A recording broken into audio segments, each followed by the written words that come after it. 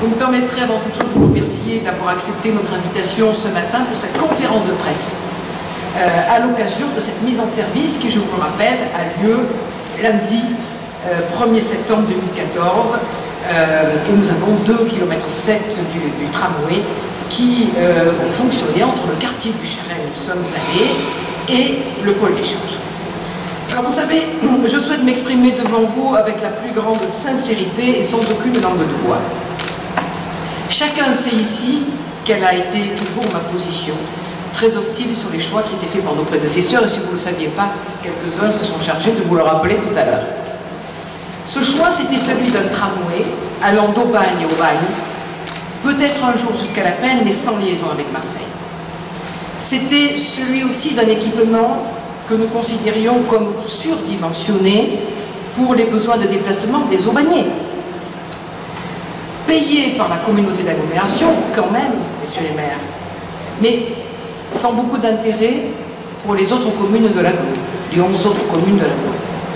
Celui d'un équipement que nous considérions trop coûteux pour l'utilité qu'il pouvait présenter, et encore.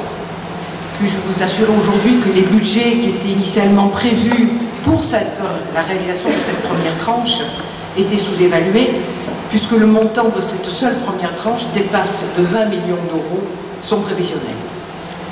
C'est aujourd'hui, évidemment, en tant que président de la communauté d'agglomération du Puy d'Aubagne-l'Étoile, qui est une autorité organisatrice de transport, que je m'exprime. Et plus qu'une invitation à une inauguration, c'est surtout ici, aujourd'hui, avec Transdev, avec Alstom, avec tous les gens qui ont travaillé sur ce projet, le lancement d'un nouveau projet. Nous avons décidé de réorienter le projet global de transport en commun avec deux décisions majeures. Donner la priorité à la remise en service de la voie de Val-d'Aude, qui irrigue le nord de notre territoire, d'Aubagne à la Bouilladisse. Et nous reprochions d'ailleurs que faire un tramway exclusivement sur Aubagne, qui irait du Chérel puis au Gargue, nous considérions que ce projet étouffait dans l'œuf le projet de réalisation de la voie de Val-d'Aude qui pourtant, lui, était vital, était urgent et répondait à un véritable intérêt communautaire. Et puis, bien entendu, la deuxième priorité est de desservir de façon efficiente la zone d'activité des Palais. Je reviendrai également tout à l'heure. Alors, qu'est-ce que c'est que la réorientation du projet de transport en commun en site propre, qui sera donc la priorité de ce mandat? La voie de Val-d'Aude, lorsqu'elle sera réhabilitée, permettra une desserte de 5 communes. Aubagne, Roquevert, Auriol, la Destrousse et, M. André Julien, la Bouilladisse. Dans le même temps, notre objectif est de desservir aussi rapidement la zone d'activité des Palus et pas uniquement, comme il était prévu à l'origine, la zone des Gargues. Et vous verrez que la mise en service de ces bus et au niveau de service sera progressive, mais commencera à se faire à partir du mois de septembre 2015. Nous assumons totalement l'héritage de la phase 1. Mais nous avons décidé de ne pas poursuivre les phases 2 et 3 du projet initial, c'est ce que je vous disais tout à l'heure. Il ne s'agit donc pas de l'arrêt d'un projet, vous l'avez bien compris, mais tout simplement de sa réorientation.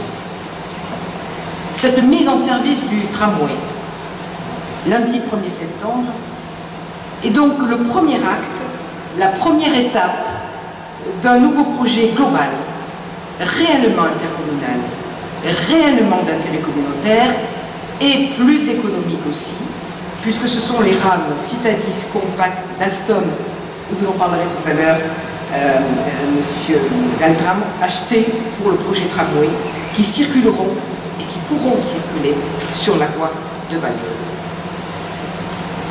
Ces deux priorités posées, je vous l'ai indiqué, donc impliquent une remise à plat du projet initial qui était lancé dans la précédente mandature. À ce jour, nous avons la phase 1 qui est faite, qui est un tronçon de 2,7 km entre le Chérel et le pôle d'échange. La phase 2, je vous le rappelle, concernait la liaison entre le centre-ville et la zone des Palus, ou plus exactement le centre commercial. d'Auchan. Et la troisième phase était la phase Les Palus, la peine sur Vaune, plus hypothétique, je vous l'ai dit. Nous allons faire en réalité de ce projet, de ces deux projets, parce qu'il y avait évidemment un projet à réaliser qui était dans les cartons, sur lequel vous avez beaucoup travaillé les uns les autres, et M. André Julien, vous y avez travaillé, celui de la voie de Valdonne, mais qui lui devait être équipé d'un tram-train, c'est-à-dire d'un équipement totalement différent, qu'il fallait également acheter, qui ne pouvait pas être traité dans le même centre de maintenance où nous sommes aujourd'hui, qui nécessitait d'autres formations. C'est la raison pour laquelle nous sommes dit, ce tramway a été réalisé. Nous avons dépensé de l'argent de la collectivité qui est précieux. Nous avons un centre de maintenance qui est extraordinaire, moderne, fabuleux, qui évidemment est surdimensionné, vous en doutez, pour les 2 ou 3 rames qui circuleront sur le tronçon que nous avons pris ensemble. Et nous nous sommes dit, il faut absolument utiliser intelligemment tout ce qui a été fait aujourd'hui, et c'est beau, bien sûr que c'est beau, ce qui n'enlève rien à ce que je disais tout à l'heure, mais c'est de constater qu'aujourd'hui cet argent a été utilisé, que, M. Présuto, vous disiez tout à l'heure, que l'essentiel des structures annexes au tramway a été réalisé, centre de maintenance par exemple, les 8 rames qui ont été achetées, et donc nous avons décidé de faire de ces deux projets un seul projet, ce que nous appelons le Valtram. C'est une contraction entre tramway et Val. Les rames Citadis compactes pourront, en effet, et ça c'est très important, parce que ça n'aurait pas été possible si ces rames-là n'avaient pas été performantes, comme vous l'aviez dit tout à l'heure. Les rames Citadis compactes pourront en effet circuler sur la voie de Valdonne. Vous nous le confirmez. C'est une bête de course, je crois, nous avons. Pour le constructeur, d'ailleurs, il vous le rappellera tout à l'heure, c'est un challenge technologique, puisque le Citadis compact pourra rouler à la fois en milieu urbain et en milieu interurbain. Alors, pour mettre en œuvre ce nouveau projet, les études de faisabilité ont été immédiatement lancées. C'est fait. Nous sommes allés le plus vite possible. Elles portent plus précisément sur la zone de connexion entre le tramway et le Valtram et le nouveau tracé des bus à haut niveau de service. Le résultat de ces études de faisabilité, et la mission tramway nous a dit, pas de souci de faire rouler le tramway sur Valdonne, il s'agit simplement de réaliser les interconnexions, comme je vous le disais, jusqu'au pôle d'échange. Le résultat de ces études de faisabilité sera connu au mois de décembre, et en début d'année 2015, nous allons organiser la concertation préalable. Oui, nous tenons à ce que la réouverture de la voie de Valdonne devienne la priorité pour que demain, le tramway aille jusqu'à la commune de la Bouilladisse. Alors, qu'est-ce que c'est que cette voie de Valdonne pour ceux qui ne la connaissaient pas? Mais je sais que beaucoup d'entre vous en ont entendu parler.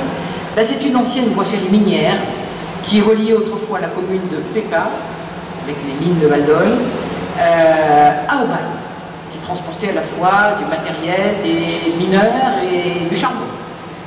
Elle a fermé finalement assez récemment, en 1987, elle a été complètement abandonnée.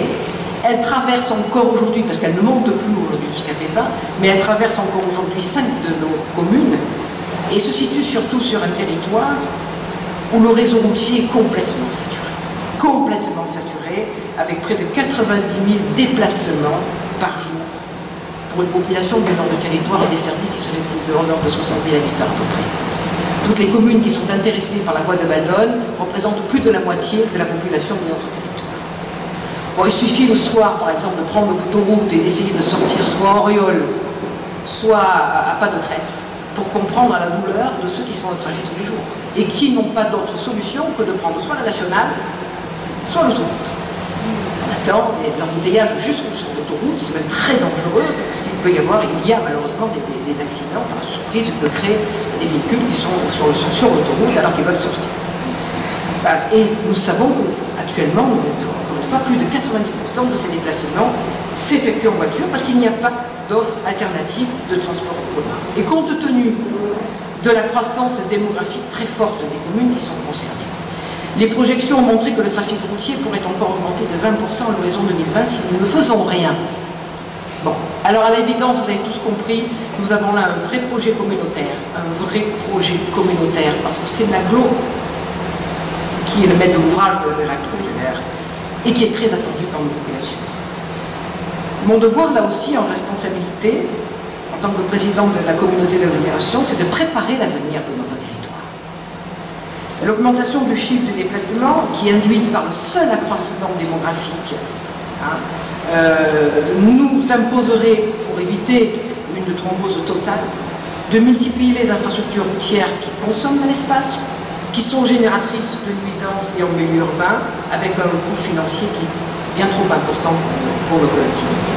Et puis il y a la qualité de l'air, il y a la lutte contre le bruit routier, il y a l'insécurité qui impose la mise en place de politiques qui privilégient les transports en commun susceptibles de réduire l'utilisation des véhicules. Bien entendu, je vous en parlais aussi tout à l'heure, il y a les bus à haut niveau de service vers la zone d'activité des PACU.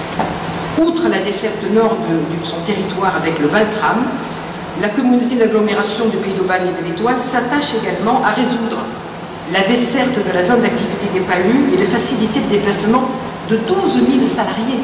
Il y a 12 000 salariés par jour qui se rendent en zone des PALU. Et d'ailleurs, c'était parfaitement prévu dans le plan de déplacement urbain de 2006. Pour cela, nous projetons donc la mise en service de bus à haut niveau de service avec des correspondances avec le tramway, avec le Valtram et le TER. Alors, le bus à haut niveau de service, vous le savez, associe les avantages du bus, la légèreté, l'agilité, à ceux des transports en commun en site propre, donc la vitesse, la régularité, la ponctualité. Ce mode de transport présente des qualités de performance et de confort proches du transport par rail, aussi efficace qu'un tramway et moins coûteux à mettre en place.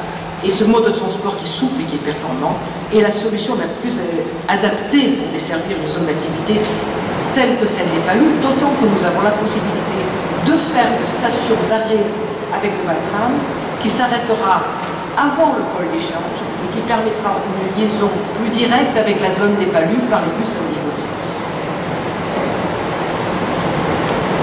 On m'a posé la question, pour moi elle est évidente, mais je le redis ici. Nous maintiendrons fermement la gratuité des transports sur notre territoire. La gratuité a reçu un excellent accueil du public, on s'en doute. Il n'est pas question, compte tenu de sa popularité, du fait que c'est un droit acquis pour la population aujourd'hui qui en bénéficie depuis 5 ans maintenant, d'y revenir. Même si nous le savons, elle a un coût pour la collectivité et pour les entreprises. Et d'ailleurs, la gratuité a permis, outre l'avantage qu'elle peut procurer aux passagers qui n'a pas à se préoccuper de savoir s'il a un type de transport sur lui, elle a permis la progression de la fréquentation des lignes urbaines et interurbaines qui relient les villages extérieurs, comme celle des transports à la demande pour des zones d'habitat très difficiles. Et puis nous avons aussi constaté que la gratuité a permis de rentabiliser les moyens qui étaient mis en place, puisque les voyageurs utilisent beaucoup plus des bus en heure creuse qui, jusque-là, étaient sous-utilisés. Voilà, le grand projet de transport en commun que nous portons tous aujourd'hui est à la dimension métropolitaine aussi. Nous sommes à la veille, vous le savez, d'un profond changement d'organisation territoriale de notre département dans les Bouches-du-Rhône. Je partage avec tous les maires ici présents et avec le maire d'Aubagne, Gérard Gazier, qui s'excuse de son absence aujourd'hui, la même opposition au projet de métropole marseillaise telle qu'elle nous est imposée aujourd'hui par le gouvernement. Mais si demain, la métropole devait se mettre en place, l'un des principaux défis sera de favoriser les déplacements comme alternative à la voiture. Nous ici, en Pays d'Aubagne et de l'Étoile, nous sommes dès aujourd'hui engagés à le relever. Je ne peux conclure notre rencontre avec vous ce matin sans évoquer avec un certain flegme mais avec humour la polémique que certains ont cru nécessaire de provoquer en me promettant une inauguration roulée dans le goudron et dans les pluies. Ceux qui ne le savent pas, c'était un trait d'humour que j'avais lancé il y a 6 ans en arrière. Vous savez, le sarcasme ancien ne mord plus, parce qu'en vieillissant, il perd un peu les dents. Au mois de mars dernier, je disais tout à l'heure à quelques journalistes qui me posaient la question, les Aubagnaises et les Aubagnais ont très majoritairement voté pour le changement. Et dans ce changement, ils ont signifié aussi qu'ils ne souhaitaient pas que le tramway traverse leur ville d'Aubagne et traverse le centre. En me confiant la responsabilité de présider cette communauté d'agglomération, et j'en suis particulièrement honorée, une majorité de maires et de conseillers communautaires des 12 communes ont souhaité, je le vois comme ça en tout cas, que je conduise un nouveau projet pour notre territoire, porteur également de changement. J'essaie de le faire avec pragmatisme et en étant à l'écoute non seulement de la ville-centre d'Aubagne, mais aussi des 11 autres communes qui la composent dans l'équilibre et dans l'égalité. Afin de réussir cette belle mission, j'ai fait mienne cette citation de Dan Willman dans un bouquin qui s'appelait Le guerrier pacifique. Le secret du changement consiste à concentrer son énergie pour créer du nouveau et non pas pour se battre contre l'ancien. J'espère vous en avoir fait l'illustration ce matin et je vous remercie encore de votre présence et de votre attention. Merci à tous.